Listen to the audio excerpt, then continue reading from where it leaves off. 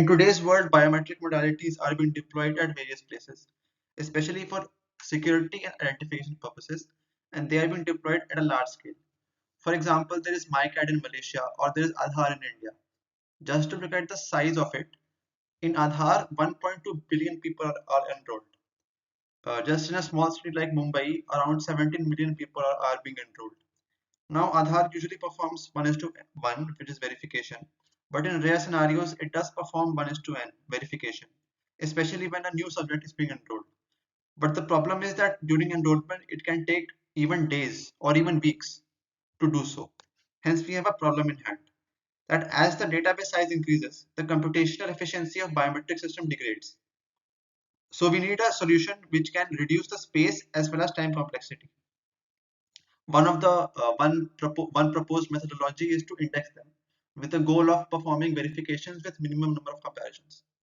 We propose IHashNet, which is an iris indexing scheme which uses real valued deep iris features which are then binarized into iris barcodes which are compatible with common indexing strategies like ball tree or multi-index hashing. We have used iris because it is one of the best biometric modalities owing to its age invariancy as well as high textural patterns. So IHashNet is a three-part process. The first part is feature extraction, wherein using normalized iris images, we extract deep real-valued iris features. Next part is binarization, wherein using these iris real-valued features, we convert them into iris barcodes, which are compatible with indexing strategies, which is the third part. One problem with indexing such a large feature vector, such a large bit vector, is that the information is not distributed equally among all the bits. Hence, we have proposed an MCOM loss. What that loss tries to do is that it tries to divide information equally among all the bits so that indexing strategies like multi-index hashing perform well. So first we will cover feature extraction. The goal of feature extraction is to convert normalized iris images into real valued feature vectors. Now, training a deep learning network can be a cumbersome process, especially because there are a lot of training parameters involved and enrollment can take a long time. To overcome this, what we have done is that we have used an amalgam of fixed non-trainable traditional filters as well as trainable deep learning parameters. So these fixed trainable filters are based on ordinal measures. So now what ordinal measures are and what filters we have used, we will cover that in the next slide. So unlike cardinal measures, where in the measurement you can give a number, in ordinal measures you cannot give, there is no number which you can give. For example, if you are comparing two dishes, you cannot give a number as to how good one dish is to another. Similarly, in iris, it is established in literature that ordinal measures give a more efficient, robust, and accurate representation. This is because it ignores the changes in illumination, blur, and noise information, which iris is very susceptible to. Example, the two images you are seeing in the picture, these belong to the same subject, but they are under different illumination conditions. Since we are capturing ordinal measures, the feature vector which is generated by each of them are similar, identical. In order to capture this ordinal measure in iris, we are using Dialog filters.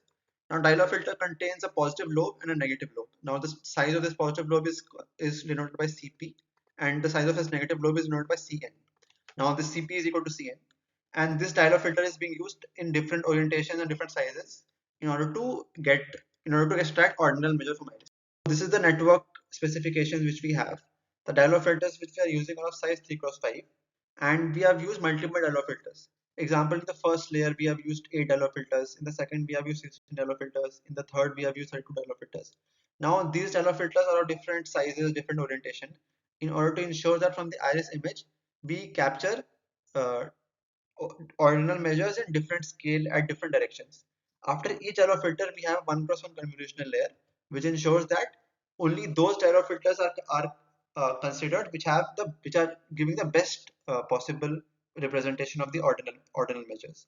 Finally, what we have done is that we have flattened the image into a 256 dimension dense layer and attached a decision layer finally on top of it uh, in order to train it with cross entropy loss. So now cross entropy loss ensures that there is intra-class similarity, that two images belonging to the same class are close to each other. But in any biometric modality, it is very important that we maintain intra-class similarity as well as inter-class dissimilarity. Now, in order to ensure inter-class dissimilarity, we have removed the final decision layer from the network, and we have trained this network as a Siamese network. For the Siamese training, we have used the widely used triplet loss. Now, along with the triplet loss, we have added two more things. First is hard negative mining, and second is dynamic adaptive margin. So now the number of triplets can be huge. So in order to not train the network on redundant subjects, what we have done is that we have only used those triplets which are hard. So what is a hard triplet is that if Dn denotes the distance between the negative and the positive and the anchor image, and Dp represents the distance between the positive and the anchor image, only those triplets are used in which the distance is less than a particular margin A. Now, as the network gets trained more and more, the number of the number of hard triplets reduces. Hence, we reduce the margin in order to make the in order to challenge the network even further. And as the number reduces to a particular threshold, we reduce the margin by 0.05, which is what we have done in dynamic adaptive margin. So after extracting real valued feature vectors from the network, the next step is to binarize them. The main reason why we are binarizing is that first, it takes less space. Storing a binary vector takes less space. Secondly, is that we can use them with indexing strategies. In order to binarize a real valued vector, we have used SimHash as a lambda layer. Now what SimHash does is that it generates a random matrix. The elements of this matrix can either be -1 or +1. So now what CMS does is that if the value comes out to be positive after multiplication, we make the bit 1, else we make the bit 0. Why we have used SimHash? Because SimHash ensures that the angular similarity is maintained, that the angular distance between the real valued vectors is the same as the angular distance between the binary vectors. Hence, without loss of information, we are able to convert real vectors into binary vectors. So the final part of IHashNet is indexing the iris barcodes which we have generated. We can use multiple indexing techniques, but the most common which we use is multi-index hashing. So I'll first give a brief overview of what multi-index hashing is. So during enrollment of our iris barcodes, what it does is that it divides it into T substrings. Now this T is decided numerically. In our case, it is 8 or 16, whatever. Now each substring which is divided for all the subjects is then converted into a hash map, and this hash map is stored and finally used for verification. Now when a candidate string comes, so like if I is a candidate string, we first divide it into T hash maps, into T substrings. So for example, this is substring 1, this is substring 2, similarly. And now each substring is then compared with the corresponding hash map. Now usually what we do is we compare in a radius, which is known as the hashing radius. Now consider this radius as r. So for example, if for 001 substring we check for a radius as 1. So we will be considering all the candidates which are at a Hamming distance of 0 or 1 in this particular hash map. For example, we say 001 is from Hamming distance 0. So this candidate will be choosing. Similarly, we can say that 101 is also with the Hamming distance 1. So even this will be choosing. Similarly, we consider all the candidates from all the hashed maps we have, and finally the number of candidates we have, we check the Hamming distance with each one of them, and finally we get the matching feature vector, matching vector. The reason why we are using multi-index hashing is that it ensures sublinear time complexity when binary codes are uniformly distributed. The problem with iris barcodes is that they have high dimensions, dimensions like 256 bits, 512 bits. What this causes is that the information is not equally distributed among all bits.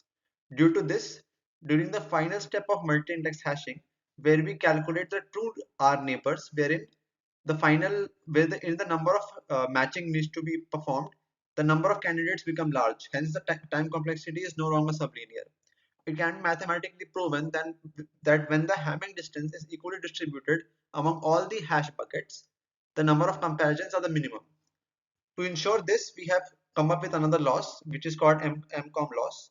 Consider Hi and Hj as two binary codes, and R is the Hamming distance between them, and M is the number of hash buckets, and R dash is equal to R by M. The cosine of substrings, the two substrings, which is the M dashed substring, represents the Hamming distance between them. What MCOM laws does is that it ensures that the Hamming distance between each substring is equal to R by M. Hence, it ensures that the information is distributed equally. We have used this in conjunction with the triplet loss, where triplet loss has 90% weightage and this MCOM loss has 10% weightage. So this is what we have done in the as a final training strategy. So coming to the experiments we performed, for the iris datasets which we have used, they are IITK, KCR interval, IITT, KCR lamp. The training testing split is 40% training and 60% of images are used for testing. Although we have used multiple binary feature vectors, but we are reporting a performance of 512. So this is the database specifications which we have. The most number of images are in IITK and the least are in IITD. For recognition performance, the parameters we are using is equal error rate, false acceptance rate, false rejection rate, and decidability index. Example for LAMP dataset, for real valued feature vectors, the ERR is 1.48, and for the binary feature vectors, ERR is 1.54. Similarly, for indexing performance, we are using hit rate, penetration rate, and time taken. So penetration rate is the percentage of entries that need to be retrieved by an indexing scheme to identify the probe images, and hit rate is for a particular penetration, what is the percentage of images that are correctly identified. So for example, for LAMP, we are saying that this MCOM MIH which we have used is reporting a hit rate of 99.82% for a penetration of 0.62.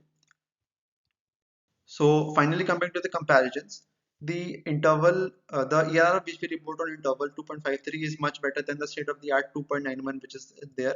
Similarly, for IITD, the performance which we have gained from 2.91 is huge as compared to 1.11 which we are reporting the ERR. Similarly, for our indexing strategies, the hit rate which we are reported of 98% for a penetration of 1 to 3% beats other state of the art indexing strategies for iris. So this work was published in the International Joint Conference on Biometrics in the year 2020. So thank you so much for your time.